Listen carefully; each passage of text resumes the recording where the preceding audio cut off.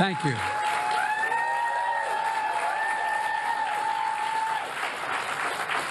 Thank you, thank you, thank you. Please. Thank you, thank you, thank you. It's good to see you all. Particularly good to see my granddaughter sitting in the front row here. Hi, Finn. How are you, honey? For over 200 years, America has carried on the greatest experiment in self-government in the history of the world. And that's not hyperbole, that's a fact. We're the people. The people vote and choose their own leaders, and they do it peacefully. And we're in a democracy. The will of the people always prevails. Yesterday, I spoke with President-elect Trump to congratulate him on his victory.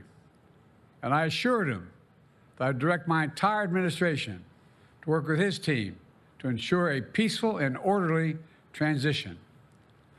That's what the American people deserve.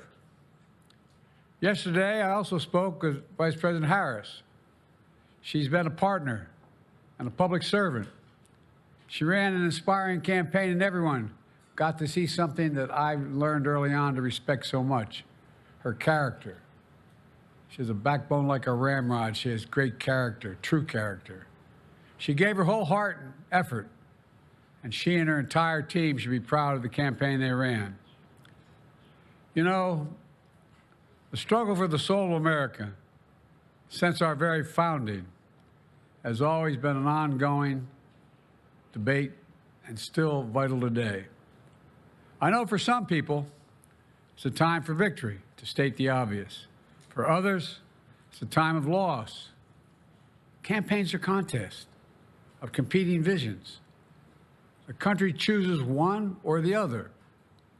We accept the choice the country made.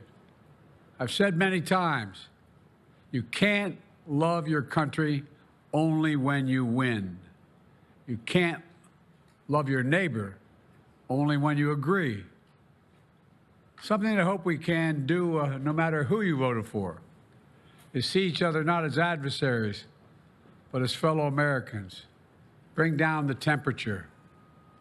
I also hope we can lay to rest the question about the integrity of the American electoral system. It is honest, it is fair, and it is transparent. And it can be trusted, win or lose. I also hope we can restore the respect for all our election workers who busted their necks and took risks at the outset. We should thank them. Thank them for staffing voting sites, counting the votes, protecting the very integrity of the election. Many of them are volunteers who do it simply out of love for their country. And as they did their duty as citizens, I will do my duty as president. I'll fulfill my oath, and I will honor the Constitution. On January 20th, we'll have a peaceful transfer of power here in America. To all our incredible staff, supporters, cabinet members, all the people who've been hanging out with me for the last 4 years, God love you, as my mother would say. Thank you so much. You put so much into the past 4 years. I know it's a difficult time. You're hurting. I hear you and I see you. But don't forget all that we accomplished. It's been a historic presidency. Not because I'm president, because what we've done, what you've done. A presidency for all Americans. Much of the work we've done is already being felt by the American people, but the vast majority of it will not be felt over the next 10 years. We have legislation we passed that's just only now just really kicking in. We're going to see over $1 trillion worth of infrastructure work done, changing people's lives in rural communities and communities that are in real difficulty, because it takes time to get it done. And so much more. It's going to take time, but it's there. The road ahead is clear, assuming we sustain it. There's so much we can get done and will get done based on the way the legislation was passed. And it's truly historic. You know, we're leaving behind the strongest economy in the world. I know people are still hurting, but things are changing rapidly. Together, we've changed America for the better. Now we have 74 days to finish the term, our term. Let's make every day count.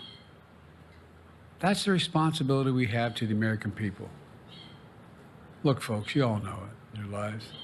Setbacks are unavoidable, but giving up is unforgivable. Setbacks are unavoidable, but giving up is unforgivable. We all get knocked down. But the measure of our character, as my dad would say, is how quickly we get back up. Remember, a defeat does not mean we are defeated. We lost this battle. The America of your dreams is calling for you to get back up. That's the story of America for over 240 years and counting. It's a story for all of us, not just some of us. The American experiment endures.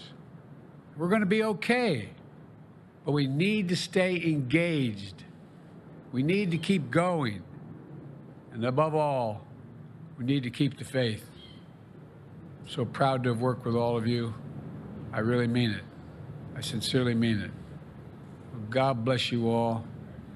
God bless America. And may God protect our troops. Thank you, thank you, thank you.